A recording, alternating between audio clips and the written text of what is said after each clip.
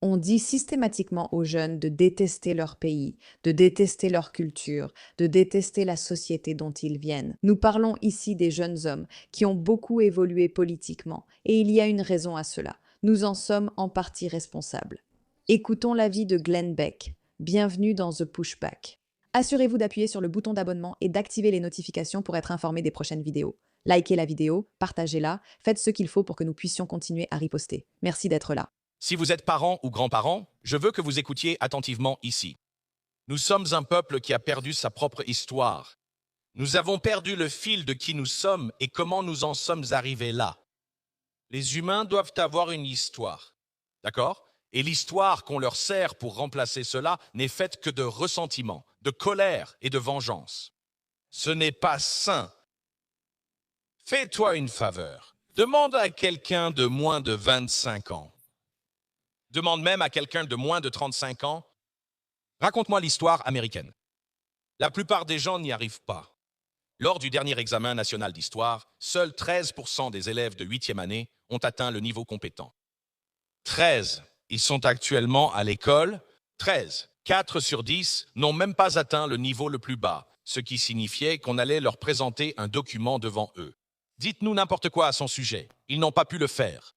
Vous pouvez deviner de quel document il s'agissait, n'est-ce pas? Les résultats en éducation civique ont chuté pour la première fois depuis leur enregistrement en 1998. Vous vous demandez sûrement quel est le lien avec ce que nous voyons. C'est lié, et je vais vous l'expliquer. Parce que chaque personne a besoin de quelque chose pour lequel se battre. Chaque personne a besoin d'une mission, et chaque personne a besoin de se sentir connectée à quelque chose. Et si vous n'êtes pas connecté à votre héritage, aux choses que vous devriez aimer, si on ne vous raconte pas la beauté de vos origines et qu'on ne vous raconte qu'une histoire triste, cela va créer un problème. Nous élevons une génération qui ne peut pas expliquer le pays dans lequel elle se trouve. Et ce n'est pas seulement l'histoire qui s'appauvrit.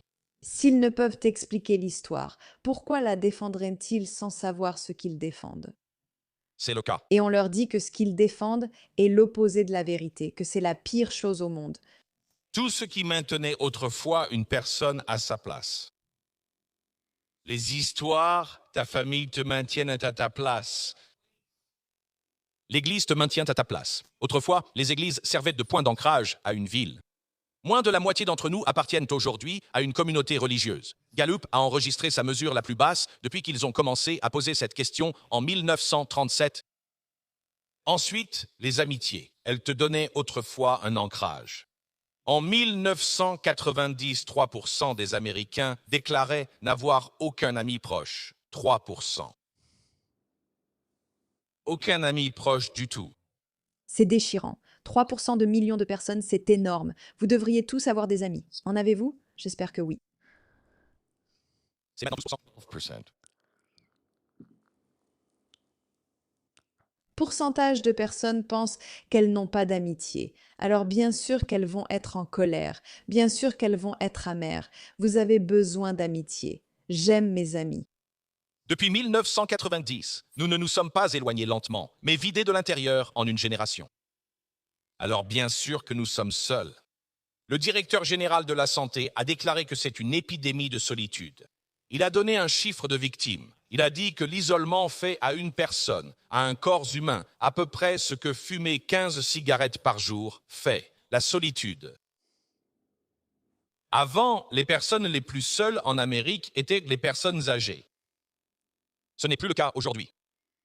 Ce sont les moins de 30 ans.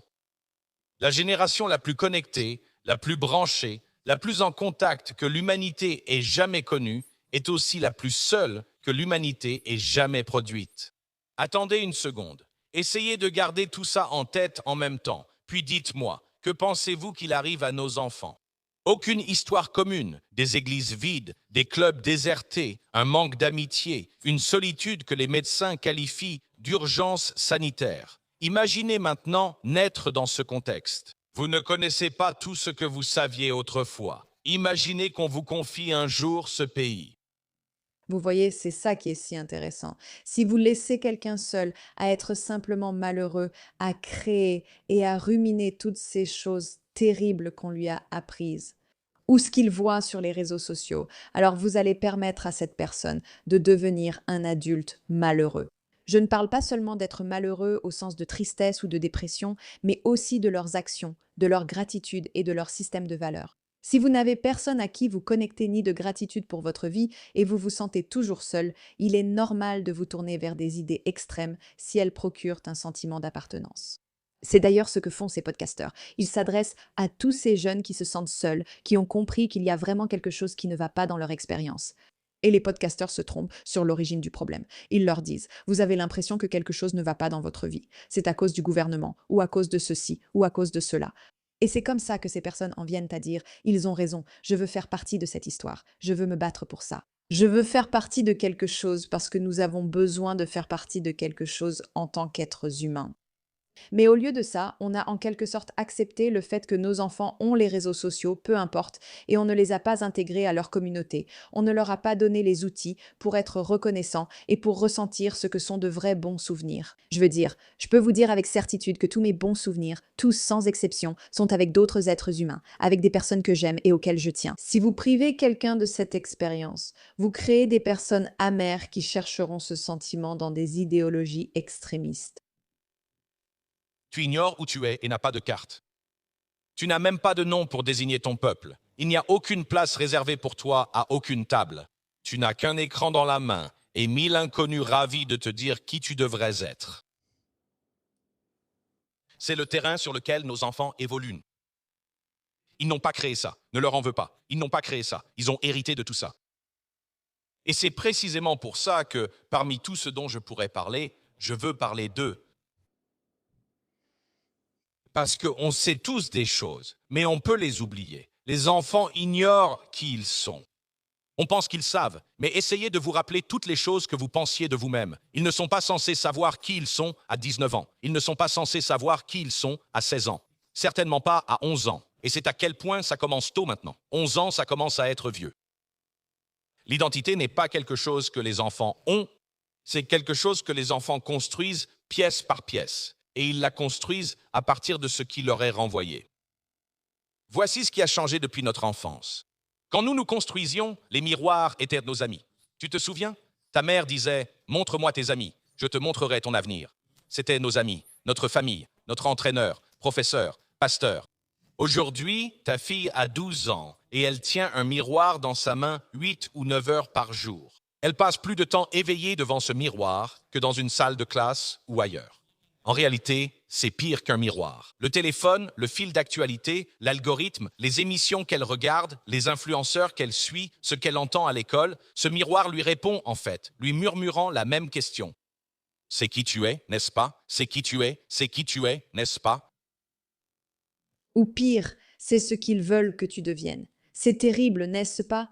Tout ce que tu es, c'est terrible, non? Tu es terrible, moche, grosse. Tu n'es pas importante ni intéressante. Tu ne le seras jamais. Tu ne pourras rien faire pour notre société. Elle est condamnée. Tout l'Est.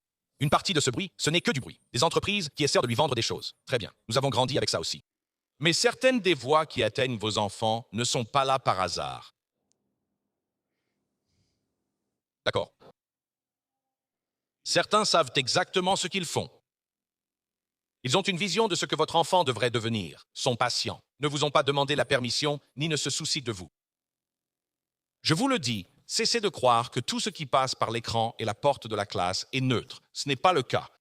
Alors imaginez, un enfant plus jeune que vous ne le pensez, encore en construction, nageant dans une mer, un océan de 1000 voix. Ensuite, l'une de ces voix propose une offre complète.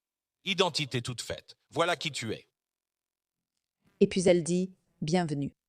Tu nous as trouvés, nous sommes là, nous nous retrouvons dans les rues, nous protestons, nous avons une mission, nous avons quelque chose pour lequel nous nous battons, viens te battre avec nous.